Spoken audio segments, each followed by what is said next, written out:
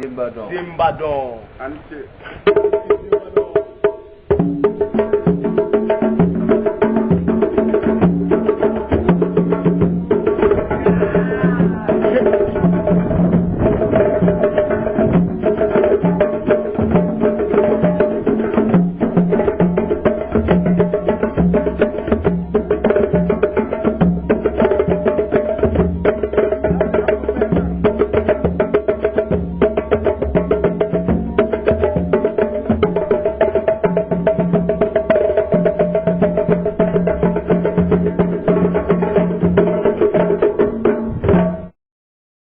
Bonjour à tous, bienvenue à la 4e chronique du Baobab. Aujourd'hui, nous allons vous présenter les 2 premières semaines du chantier de construction, qui est dans le fond la raison principale de notre arrivée ici. Donc, bon visionnement!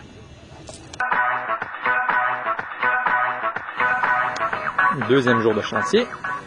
Voici une des bornes de la roche qui délimite notre terrain, qui s'étend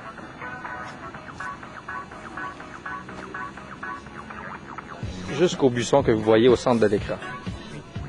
Le terrain mesure environ 30 mètres par 80 mètres. C'est très grand. Les hommes que vous voyez, on les surnomme les guerriers.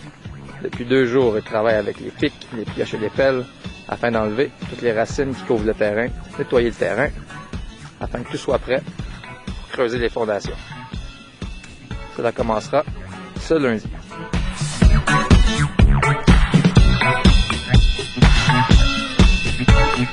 Work it, make it, do it, makes us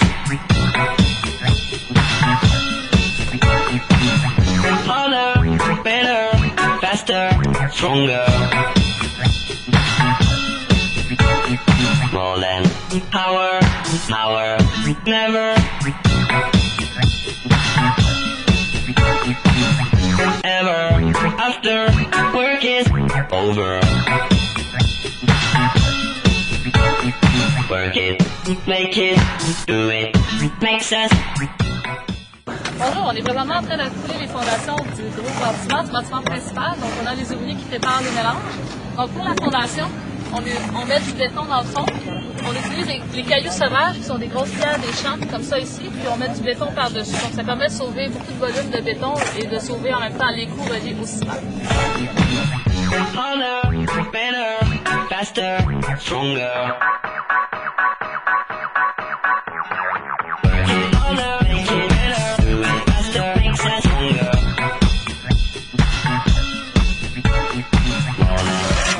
Donc, avec un sac de ciment, on peut faire environ 40 briques et on a besoin de 6300 briques pour faire le bâtiment principal du projet. Et puis, les petits 3 briquetiers comme ça peuvent faire environ 600 briques par jour.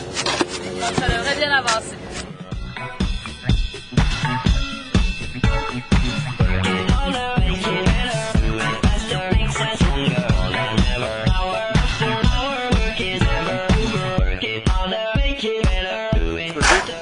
On a aussi commencé à remplir les fondations avec le béton de fondation.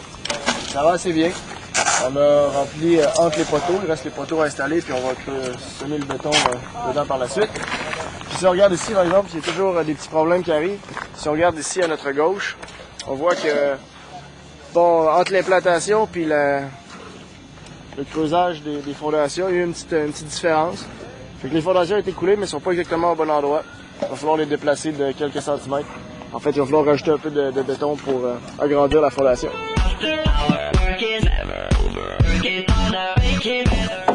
Un des critères dans les choix de projet du GCUS, c'est l'apport de la population locale. On en voit ici un exemple. Les femmes étuveuses qui apportent l'eau qui servira à faire le béton pour le chantier.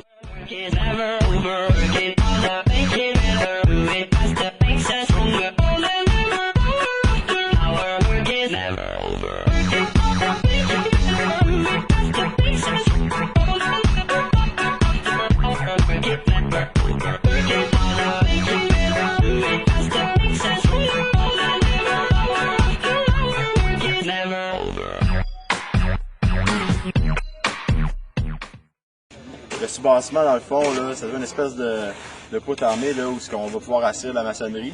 On met de l'armature comme ça, de la 8 en haut, de la 10 en bas, avec des étriers à tous les 20 cm, qui, selon nos calculs et ceux de nos techniciens ici, devraient supportait les charges.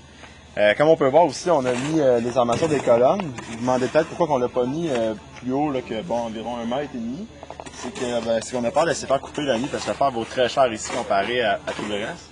Donc on a seulement mis les coins de mur là, qu'on a prolongés jusqu'à environ 2 mètres à partir de la fondation. C'est un peu ça. Là. Donc on voit que ça monte quand même vite. D'ici 2-3 semaines, on devrait avoir une coupe de murs de montée jusqu'au sommet. Donc c'est un peu ce qui complète le premier volet construction. Alors c'est maintenant la fin de la journée de chantier du samedi et M. Bamari Ouattara, le chef des maçons, a un petit mot pour nous. Oui, bon, nous les maçons ici à Bama, nous en remercions le club de petit déjeuner. Alors merci beaucoup M. Ouattara, on vous souhaite une Merci. bonne fin de journée à tous. Merci.